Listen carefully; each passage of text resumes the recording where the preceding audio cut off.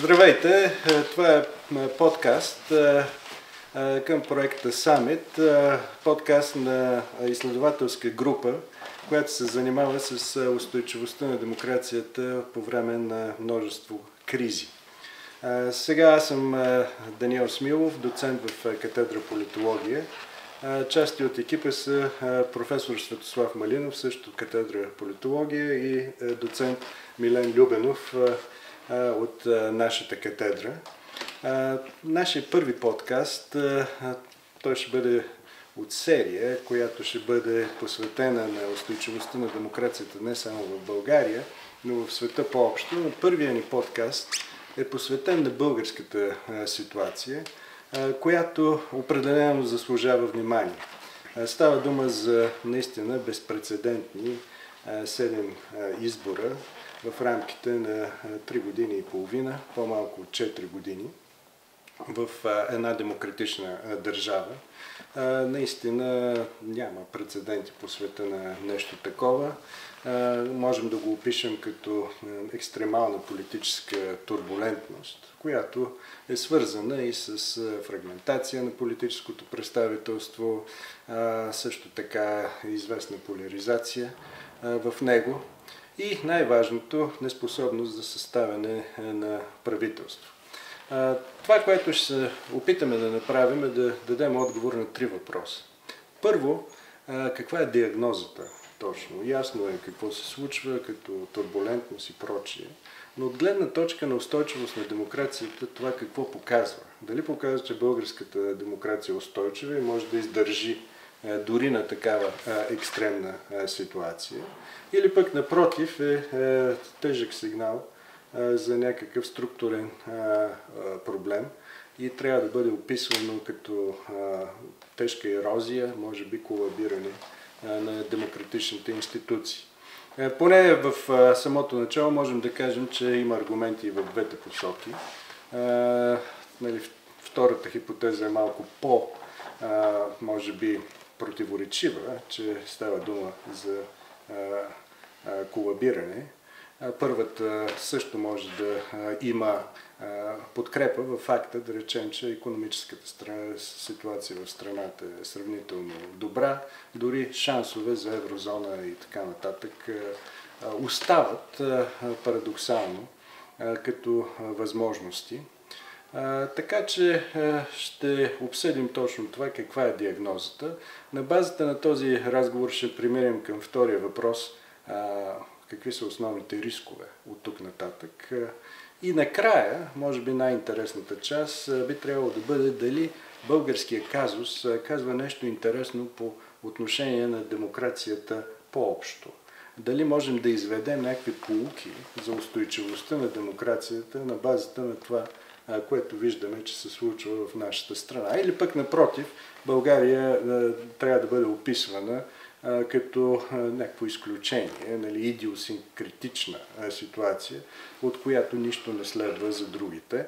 В самото начало бих искал да кажа, че втората хипотеза за мен не е важна, не се потвърждава, но нека да обсъдим, защото и зад нея има доста факти, които могат да бъдат преведени като евентуална подкрепа. Да започнем с това.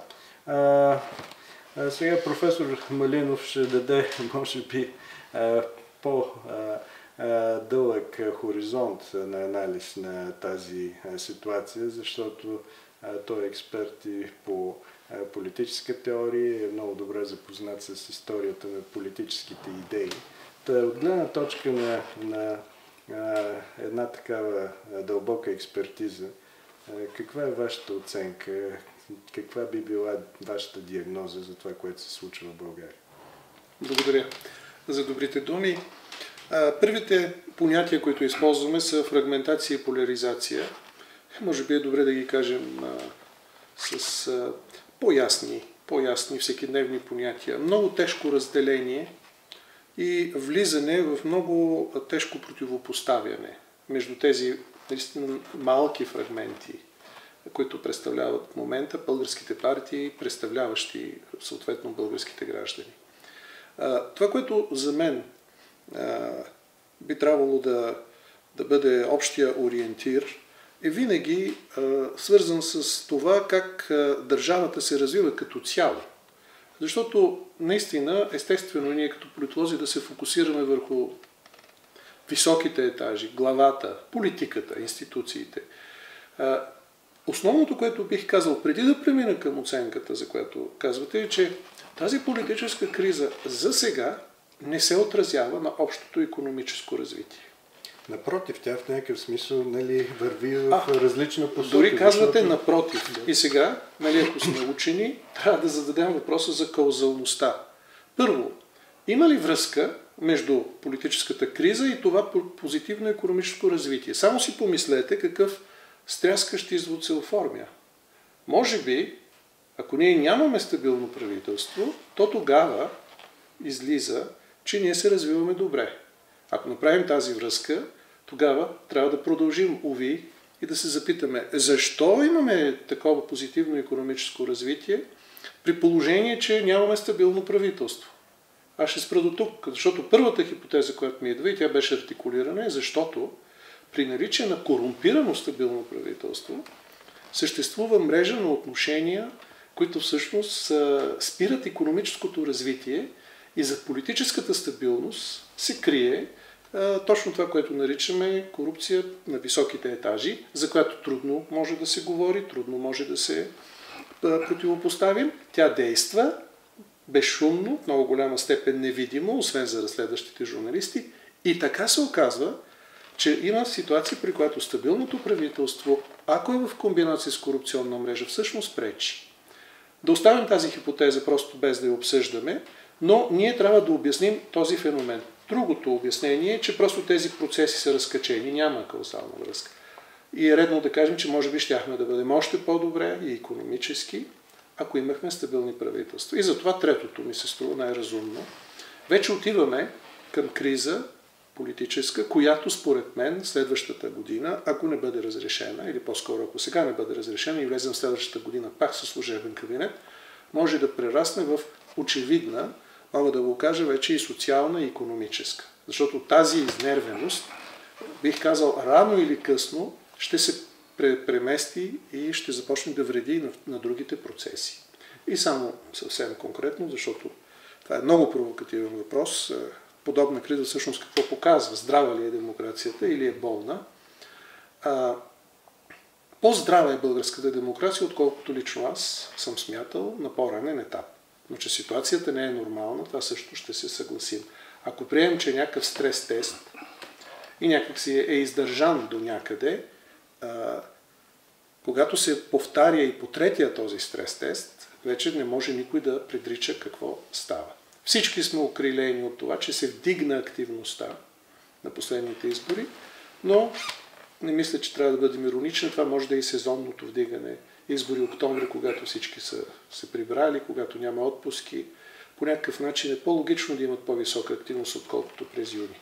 Дали е стъпка към оздравяване? Не съм сигурен. Не съм сигурен. При всички положения вече сме на предела. Струваме се на издръжливостта, не само на институциите, а според мен и на психиката на хората, защото подобен тип повторение без изход изтощава. Добре, благодаря сега, доцент Любенов, вашата диагноза за ситуацията. От гледна точка пак на устойчивостта на демокрация. Да. Аз по-скоро съм обезпокоен от няколко поредици от фактори, които се натрупват през последните години и които според мен водят по-скоро до ерозия на демокрацията и на деконсолидация на демокрацията. На първо място това е свързано с все по-нарастващото недоверие към политическите институции, политическите партии, а и изборния процес. Ето скоро видяхме сравнителни данни от едно мащабно сравнително изследване на Gallup International в световен план. И тези данни показват, че България е почти на дъното по доверие в изборния процес. А всички знаем, че изборният процес е фундамента на всяка една демокрация. И това натрупване на поредица от избори, което ето и сега е съчетано с различни сигнали, свързани с контролиран вод, купуване на гласове, още повече води до намаляване на доверието в изборния процес. Ако трябва да определим с едно понятие демокрацията в страната през последните години, аз използвах термина деконсолидация на демокрацията, но като че ли по-коректният термин е зациклила демокрация. Защото виждаме, че първо, не може да се излъчи редовно правителство или редовно правителство беше излъчено на 2 пъти, което имаше кратък хоризонт.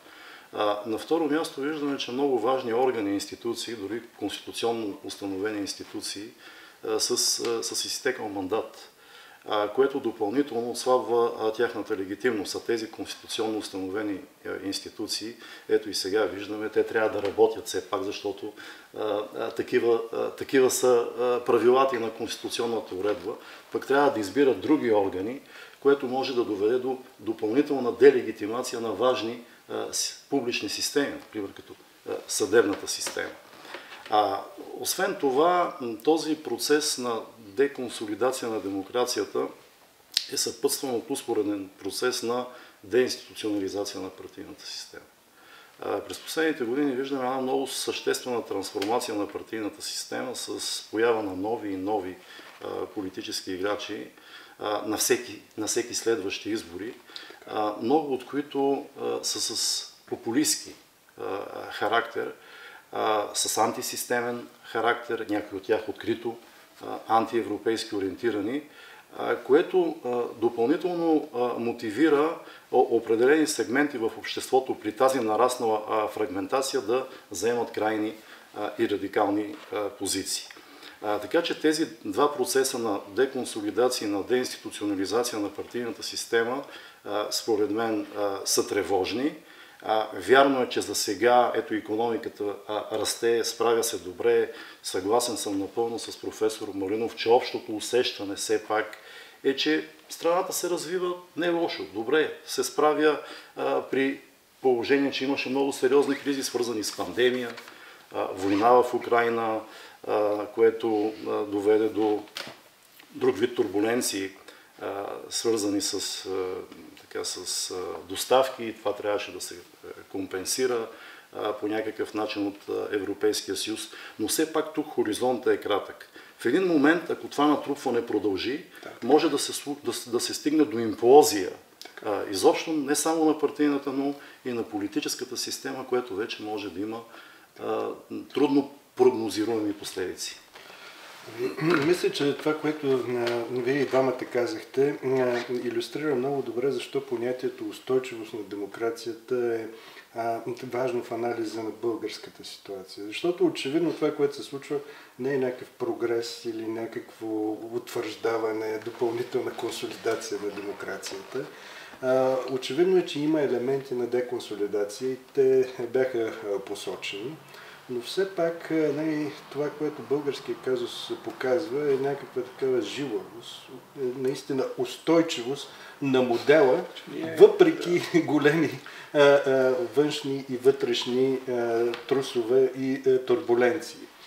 Сега във втората част на анализа ще тестваме на практика доколко тази жилавост би се повлияло от бъдещи развития и какви са рисковете пред модела, защото може да се окаже, че просто тази жилавост е продукт на случайност, на случайно добро стечение на обстоятелствата, такъв добър, да речем, бизнес и икономически цикъл, който съвпада по един или друг начин с тази турбуленция. Аз напълно приемам и хипотезата на професор Малинов, че самата политическа нестабилност има някакъв ползотворен също така политически ефект в ситуация на корумпирана и завладявана държава. Самото на практика политическо отхлабване на хватката от страна на определени политически играчи сигурно има и позитивен икономически ефект, но естествено пък тази политическа нестабилност има и от гледна точка на икономиката тежки дефицити, защото не може да се планира, не може да се направи нещо смислено в дългосрочен план. Дори виждаме, че такива решения като очевидни решения, като отпушването на европейско финансиране за 10 милиарда да стават жертва на тази политическа нестабилност. Тоест има аргументи и в двете посоки, има тенденции, които са позитивни, има обаче и сериозни тенденции, които бяха описани на деконсолидация, включително институционална деконсолидация и изборният процес може би е наистина централен, защото поне до сега нали, не бяхме в ситуация, в която избори са решавани с манипулативни, така да се каже, средства. Вече има известни съмнения, че нали, цели големи партии може да се окажат продукти на такива манипулации. Само да не се остане с впечатление, нали, че това е нещо като рецепта за това как могат нещата да вървят напред, а именно чрез политическа стабилност към по-малко корупция. Това е дълбоко погрешен извод. Конюнктурно може да се окаже временно, че е така, но излизането от тази ситуация не може да стане с свикване с този тип политическа нестабилност. Много неща се натрупаха и ние се опитваме да говорим с строги понятия, след което изкача нещо като жилавост, което казва много повече, отколкото може би иска човека, който го използва, защото и плевелите са много жилави. А и демокрацията може да бъде жилава. Но думата устойчивост може би казва повече и като че ни позволява да говорим по-ясно. Има неща, за които наистина политическата криза директно вреди и европейските фондове, едни преговори за еврозоната и подпадането или по-скоро влизането ни в сухопътния Шенген, това са неща, които вече са в пряка връзка с наличието или не на стабилно правителство. Редовно да го наречем, дори да не използваме стабилно. Това нещо директно вреди, ако го няма стабилното правителство. Но за останалите неща наистина се намираме в трудна за прогнозиране ситуация. Трудно за прогнозиране от гледна точка на това, както какво ще случи и кое е по-добро от възможните сценарии. Напълно съм съгласен, че големият риск е какво ще стане с партийната система и изобщо с партиите, защото това, което виждаме, тази фрагментация, тя винаги е резултат от загуба на легитимността на по-големите, така да го кажа. Ако има нещо позитивно в тази фрагментация, това е, че отдолу идват ясни сигнали към големите, към по-големите партии, че хората в някакъв смисъл при първа възможност ще ги изоставят, ако не направят съответните промени. Кой как разбира промените е друга тема. Но нещо позитивно да кажем за тази фрагментация. Тази фрагментация не позволява концентрацията на тези отблъскващи практики на едно място и истинската конфронтация вече между хората, между гражданското общество и партиите. Ако имахме 3-4 партии, от които мнозинството се състои от партии, които подозираме в манипулация и всичко останало, то тогава конфронтацията щеше да изригне. А сега някакси напрежението е разпръснато. Пак това не е рецепта, това се получи спонтанно, но това показва всъщност, че съставните части на стабилизацията са на лице, но наистина трябва да бъдат направени съответните стъпки от главните, основните политически играчи. И ето сега отново сме пред възможност те да направят определени стъпки, с които да се успокои ситуацията. Но, повтарям, как ще се успокои? Ще се успокои на едно спокойно корупционно равнище или ще се успокои консолидирано около някакво мнозинство, което все пак иска да намали тези корупционни практики. И ние виждаме как това е всъщност основният конфликт. И само да обърна внимание на нещо, което е любимо при анализа и то ориентира. Това не минава по линията ляво-дясно, това не минава дори по линията Европа срещу Европа. Уви, проевропейските избиратели в момента откриват, че може да има лоши хора и сред тях, че може да има корумпирани и сред тях. Тоест да виждаш хора, чието политически ценности споделяш, чиято геополитическа ориентация споделяш, но не ги харесваш по другата линия, корупция, статукво, това е доста драматично. Ние бяхме свикнали, може би на по-тежки времена и по-тежка конфронтация, но някак си беше ясно, казано грубо, кои са нашите, кои са добрите, кои са лошите. Сега е много размито. И в тази ситуация, наистина аз съм съгласен, идва някакъв предел, от който всички усещаме, без да може да го квантифицираме, околичествим. Сякаш повече не бива да подлагаме на проверка демокрацията си. Сякаш вече трябва да се мине на малко по-голяма стабилност, да дори да не звучи парадоксално. За да има истинска промяна, може би е необходима известна стабилност сега. Защото да ходим от избори на избори не е промяна. Тук мисля, че трябва да се съгласим. Всъщност става зацикляне, ако искате задълбочаване, замразяване на демокрацията, търсим думите. Изборите са свързани с промяна, но при нас се получи този парадокс. От избори на избори няма усещане за промяна. Даже промяната пълзи и усещаме като нещо лошо, като влошаване. Така че, повтарям, може би основната си теза, но тя е подходяща и за прогноза. Не бива повече да се продължава с този цикъл. Трябва да има известно успокоение, за да се осмисли пътя напред.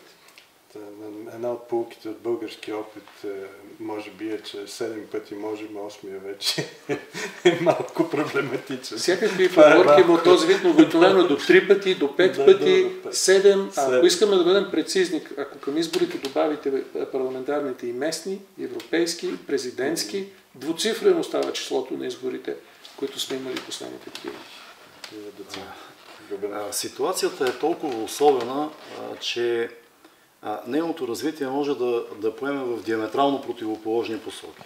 Например, аз съм напълно съгласен, че това може да е процес на очистване, на възстановяване, дори на изчистване на този корупционен модел, който през последните 3 години на практика опита за промяна беше именно това, да бъде премахнат този корупционен модел на управление, заради който в страната избухваха протести не веднъж и 2 пъти. Не става дума дори само за 2020 година, а и години назад.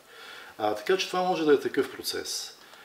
Обаче той може да завие в диаметрално противоположна посока, защото ние знаем, че твърде често от историята чисто случайни фактори или играчи могат да наклонят везните в едната или в другата посока, особено в едно състояние на нараснала тревожност в обществото и на емоционалност. Когато тази емоционалност надделява, ние виждаме, че има такива емоции, дори в личните отношения между политиците и политическите лидери, какво остава на ежедневно ниво в обществото.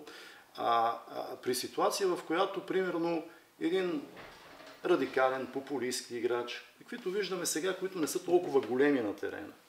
Но той, ако тази криза продължи, може да канализира тази енергия, защото, вижте, всяка една система, тя се стреми към стабилност. Самата дума система означава повторяемост, предвидимост, стабилност. Така че този хаос в обществото и в политиката, той не може да продължи постоянно или вечно. Той ще има някаква стабилизация, но въпросът е тази стабилизация да не бъде в някаква авторитарна, антидемократична, популистка посока. Трудно е да се прогнозира на къде ще се задвижи този процес, но аз мисля, че това, което задържа нашата демокрация с тази начална хипотеза за устойчивостта, това е все пак рамката на Европейския съюз. Европейския съюз на чисто процедурно ниво, и не само, придава една допълнителна демократична легитимност, при която играчите не могат да се отклоняват прекалено, дори да искат от някаква рамка. Да, имаме такива примери. Сега ще продължим към така по-общия сравнителен анализ, може би виждаме в Централна Европа с Унгария, с Словакия и други примери, но все пак тук в България като че ли запазихме този открит антилиберален дух, който се настани в някои други страни. Така че поне мисля, че от гледна точка на тази перспектива можем да гледаме малко по-положително на перспективите. не само тази фрагментация, но и намаляването всъщност на тези основни партии като представителност. Ние имаме една партия, която е така сравнително по-голяма като ГЕРБ, запазила относително мястото си, но дори тя всъщност има половината от това, което е необходимо за мнозинство, за да се управлява. Трябват и поне още двама, които да съставят. Няма големи партии, ако ги сравним с... Тоест няма големи партии. Първата българска партия по формални критерии е средно голяма. Средно голяма партия, точно. Значи тая фрагментация е съчетана с свиване на политическото представителство и разпръскване на представителството в различни посоки. Дори поляризация, ако се замислим в България, чак толкова силна няма, защото все пак има доста сериозни проевропейски мнозинства по много теми. Вярно е, че нараства влиянието на партии, които са в русофилска посока или по-амбивалентни в тая от тая гледна точка, но дори след последните избори, тяхното представителство е около 30%. Малко много е. Това зависи как го много е нарастването, но все пак има и две трети, които са в другата посока. Доза опортунизъм, може би, в част от тях. Това не е дълбок промислен. Сега има амбивалентни като БСП, които могат да бъдат четени по различен начин, също меч и прочие, но като цяло, около, ако ги вземем всички, те са около 30%, което наистина е значително, но все пак не е такава поляризация, която да каже България е разделена на две по тези въпроси. В този смисъл риск има, но този риск е в неефективността на тези политически играчи, които би трябвало да консолидират тези мнозинства. И стана дума, че те не се харесват един друг, имат сериозни обвинения един спрямо друг. Част от тях, от моя гледна точка, поне доста основателни по отношение на корупционния багаж и прочее. Това е единия елемент. Другия елемент е външните фактори. И също трябва да ги повдигнем като въпрос. Сега задават се изборите в Съединените щати. Ние ще имаме отделен подкаст за тях съвсем скоро, когато резултатите са ясни. Но от сега български политически играчи напасват своята стратегия по отношение на евентуална победа, да речем, на Доналд Трамп. Какво ви е мнението? Ще отслабне ли този външен, така да се каже, стабилизатор, който идва от Запад, от Европейския съюз, разбира се, но също и от Съединените щати в рамките на Атлантическото партньорство? Ще отслабне ли този стабилизатор при една евентуална победа на Трамп и как оценяваме това като риск по отношение на устойчивостта на българската демокрация? Аз бих казал следното, тъй като най-близо до ума избират Тръмп и всичко се влошава. С оглед на моето усещане, че ще стане точно обратното, но последната причина. Тръмп няма да може да реализира всички най-мрачни свои намерения спрямо Европа и войната в Украйна, но ще тръгне на промяна. Ще затруднява помощта за Украйна от американска гледна точка. Това обаче може да доведе до обратен процес в Европа. Аз дори се радвам, че Тръмп вече сваля, така да се каже, гарда и започва да говори за търговска война с Европа, което означава, че европейските държави, дори тези, които са имали по-колеблива позиция, трябва да са наясно, че трябва да се консолидират, дори и по тази линия, за да се демонстрира на Америка всъщност, че Америка е военна сила, номер едно в света, но не е търговската сила номер едно, а е в тежка конкуренция и с Китай, но и с Европа, ако реши да играе конфронтационно. И не се знае кой е в по-силни позиции. Защото и като човешки ресурси, и по много други линии Европа превъзхожда САЩ. Както САЩ превъзхожда Европа по други, примерно бързината и обема на иновациите, които там са на друга основа. Та, ако се тръгне по този начин, ние сме в Европейския съюз, не сме в Евроатлантически съюз, ние сме в Европейския съюз и НАТО. И от тази гледна точка аз всъщност предричам обратния процес. Със сигурност не е добре да бъде избран Тръмп за Европейския съюз. Той се погрижи европейските елити да се настроят срещу него, не всички, но по-голямата част. С обяснението, че Европейския съюз е създаден за да конкурира Америка, ако започнем с тази невярна фактологически теза, до отношението му към войната с Украйна и помощта. Но ние ще се окажем в един по-консолидиран съюз, с много по-ясни намерения, независимо, че пак няма да има единодушие, пак ще има двама-трима премиери, които ще мътят водата, както се казва. Но като цяло, това, което виждам като хоризонт пред Франция, Италия, Германия, независимо от възхода на АФД, те няма да участват в следващото правителство. И Великобритания, която независимо пък, че е извън Европейския съюз, по тези линии има много ясна, съвпадаща с тази на мнозинството от лидери в Европейския съюз позиция, най-накрая ние няма да имаме чак такива затруднения. А пък тезата, нека да изречем, че като изберат Тръмп на една от партиите, ГЕРБ, ще й паднат задръжките и ще направи коалиция с Възраждане, нека да ги изговорим тия неща. А дори да нямате особено уважение към лидерите на ГЕРБ и лидерът на ГЕРБ, това звучи крайно невероятно и обидно за ГЕРБ. Аз не мисля, че те ще направят нещо такова. И не просто защото са членове на НП, защото все пак за тях има хора и избиратели, които не биха позволили такъв обрат. А що се отнася до голямата група, тези 30%, искам само да кажа, не всеки, който смята, че трябва да се спре помощта за Украйна, е русофил от путинистки тип. За да стигнете това ниво, бих казал, на русофилство, трябва да сте против Европейския съюз, да пледирате за неутралност, да сте срещу включването на България в еврозоната. А повечето хора не са от тези, които искат да се сложи край на войната в Украйна, но според мен по грешния начин, със спиране на помощта. Те не се страхуват от нещата, от които се страхуват другите, които застават на по-крайната позиция. Така че има ги тези хора, но са много по-малко. Ако бяха 30% убедени, че пътя на България е погрешен, че трябва да напуснем Евросъюза, ще изглежда друга ситуацията. Ние имаме това разслояване и между тях.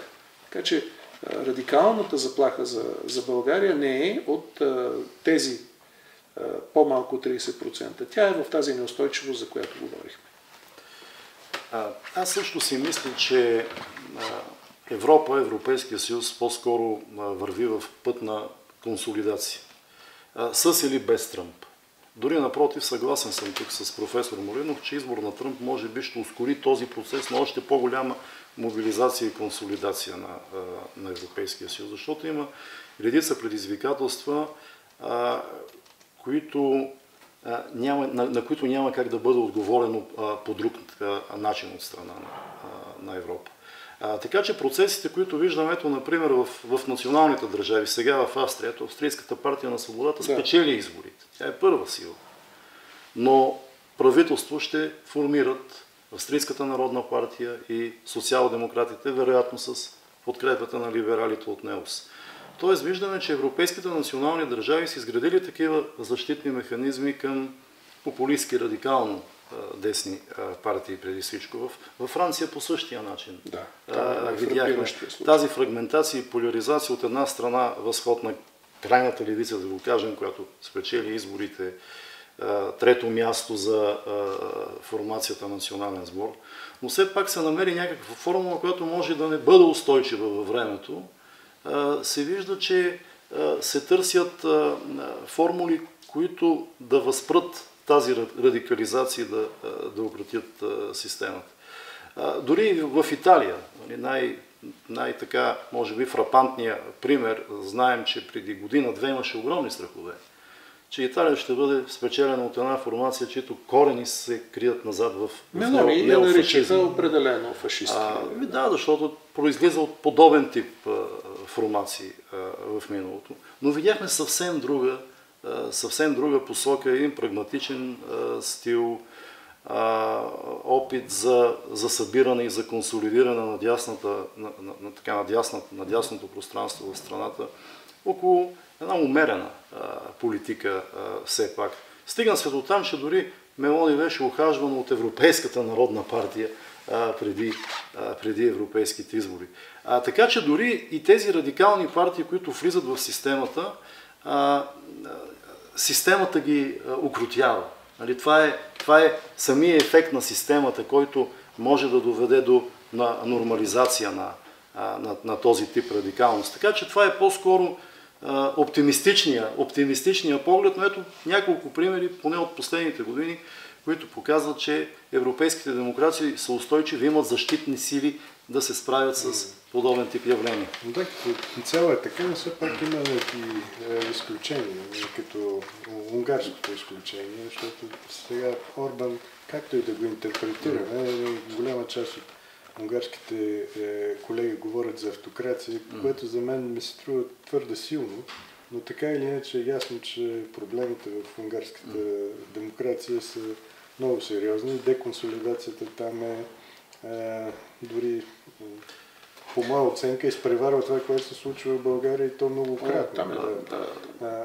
Да, но това е един единичен пример, защото ако погледнем примерно Словакия и Полша, там все пак имаше някаква ротация на популистски управления с така либерално-демократична. Нали? Словакия, сега Фицо, преди Фицо имаше едно правителство, което не успя, разбира се, защото обединяваше различни партии, либерални, социалисти от различен спектър. Пандемията по-скоро там нанесе много сериозен удар тогава по опита за консултация. Полша е същия пример. Нали, Полша също виждаме една подобно завръщане в либералния лагер. Може би, понеже вече минахме в така по-общо за демокрацията, да отворим и с оглед на времето и третата част на разговора. Какво българския казус казва по отношение на демокрацията по-общо и къде стоим ние в този дебат? И само тук няколко маркера да сложа. Много се говореше, се използваше термина backsliding, в смисъл връщане назад. Той носи до някъде смисъл на деконсолидация и прочее, но идеята е, че демокрацията прави едно приплъзване назад, връщане назад, регрес. От тази гледна точка, България къде стои? Ние регрес ли правим или просто някакъв вид ступор, стагнация, зацикляне на едно място? И по отношение на този прогрес и регрес, някои колеги пак в Европа бяха бързи да интерпретират полския казус като форслайдинг, че с спечелените избори или съставянето на правителство от страна на гражданска платформа вече има скок напред. За мен това е малко малко пребързано, може би. Но така, първо това, къде стоим ние. И второ, ако България казва нещо по отношение на устойчивост на демокрацията, кои са факторите, които можем да изтъкнем? Конституционната рамка ли е нещо, което надържи?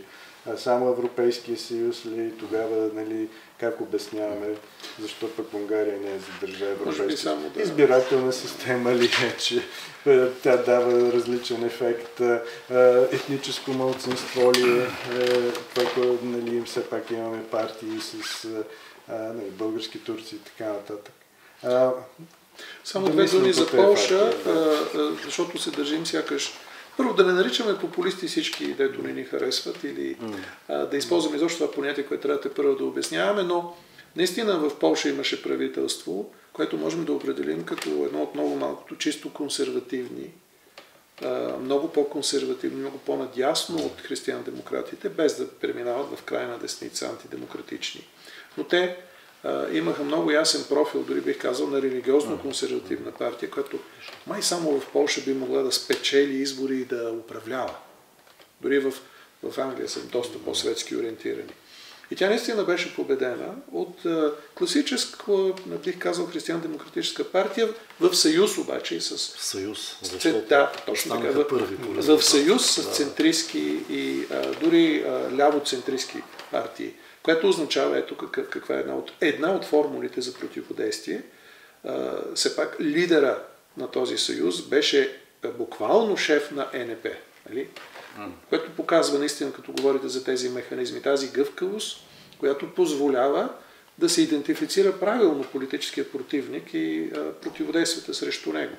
Защото другата тактика беше да се съюзят с противника и отвътре и така нататък, защото го има и това. Затварям тая скоба. Ако някой направи, аз съм сигурен, че колегите вече са го направили, всички рекорди, които се случиха в България, освен този рекорд за избори и другия рекорд, който беше споменат, но не като рекорд. Едва ли има някъде? Не едва ли, със сигурност няма. В такъв кратък период победителите да са нови партии, които след това не стига, че се сменят победителите, една партия печели друга, което, как се казва, не се случва толкова рядко. Идва нова партия и тъна, печели, след това идва ново нещо, ПП, продължаваме промяната, печели, след това устойчиво застава на втора позиция за сега, но пак печели, след това ГЕРБ. Вижте как се сменят и самите победители. Което означава, ако трябва да говорим за наистина стабилност на партийната система от гледна точка на отказ от радикализация на избирателите. Значи те избираха нови, но не избираха, да го кажа, някакви радикални нови от гледна точка на техните идеи, а радикалността идваше от желанието за промяна. Ако ги подредите партиите по моя спектър, най-радикалната от гледна точка на статуквото като геополитика, ценности е Възраждане. Възраждане спря да расте. Но от гледна точка по линията промяна статукво, търси се промяна, но не се търси промяната във Възраждане. Тази опасност, за която говори Милен Любенов и която за мен е най-голямата, мисля, че ни отмина. Желанието за промяна не се изля, да го повторя, в истински радикалната антиевропейска формация.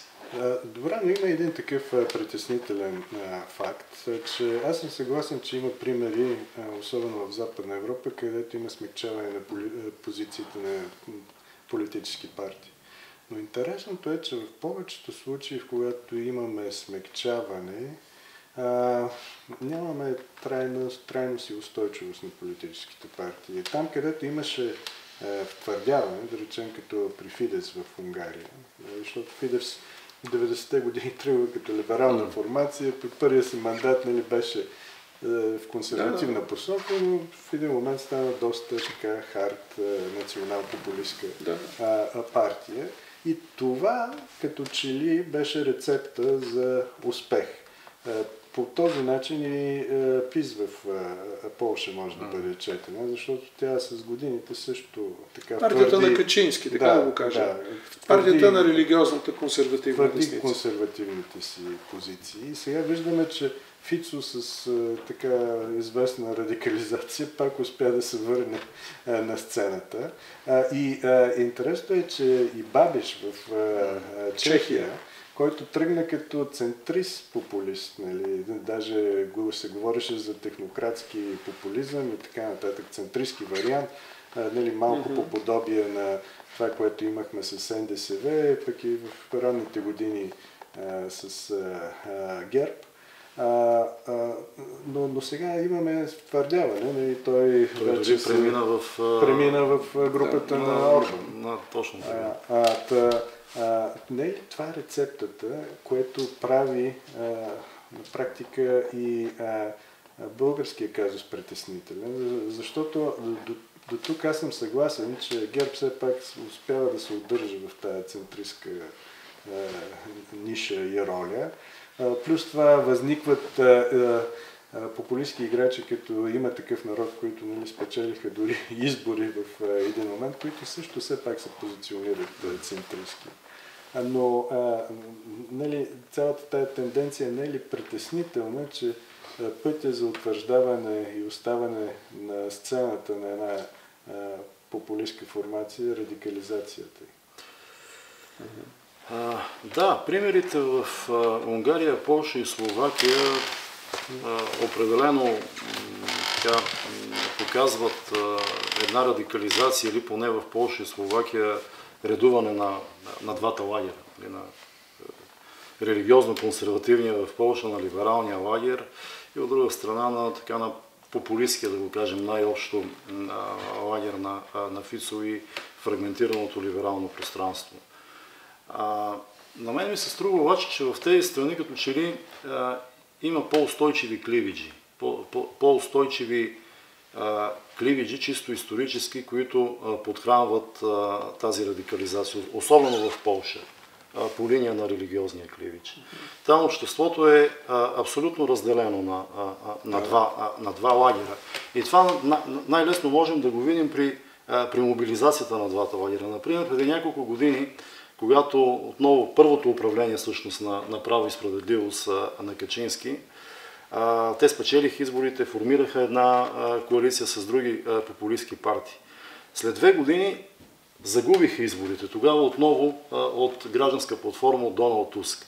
И какво се видя тогава, че Туск повиши своя резултат, Качински също повиши своя резултат в сравнение с предишните избори, но тогава ги загуби.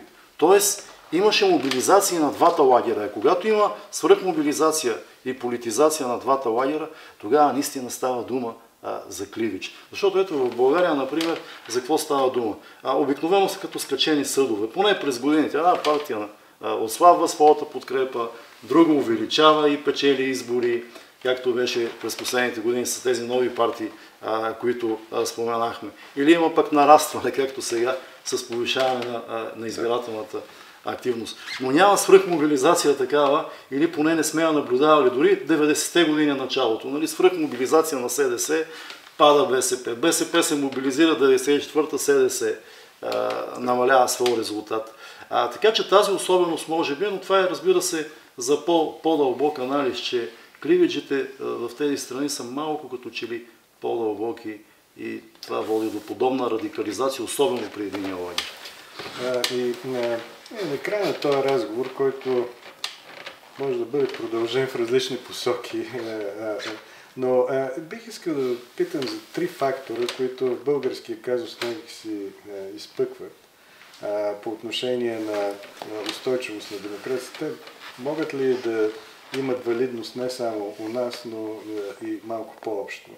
Единият е, нали, ние говорихме за това, че икономическата политика някак си остана стабилна, дори страната направи някакви крачки напред, имаше промяна в фискалната политика. Дали за това не помогнаха така и устойчивостта на конституционната рамка и специално на такива институции, като да речем валутния борд, който доста стабилизира нещата и му дава възможност за експерименти в монетарната сфера.